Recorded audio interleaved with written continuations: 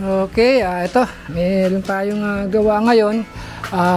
Powder coating oven. Combination siya ng heater, electric, tsaka burner. Meron siyang burner 1, burner 2. Automatic na rin siya. Kusa na rin siya sisindi yung ating burner.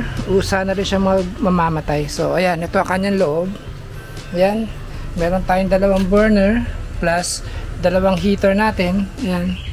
Okay, mamaya testing natin ito na may LPG at sindihan muna natin siya. Ayan.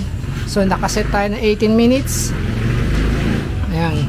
So ngayon ang gagamitin ko ay ang heater natin ay may option tayo. Pwedeng heater na electric, burner 1, burner 2. So ayan.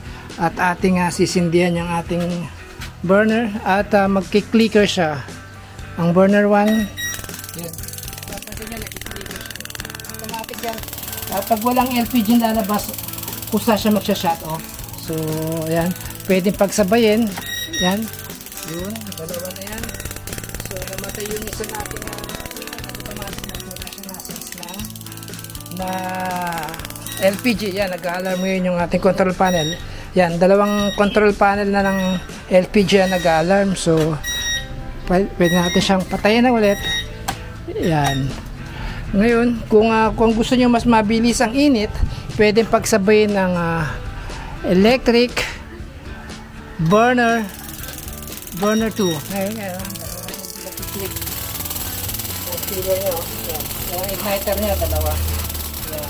So, mamaya, subukan natin na may LPG mamaya ito. No? Okay.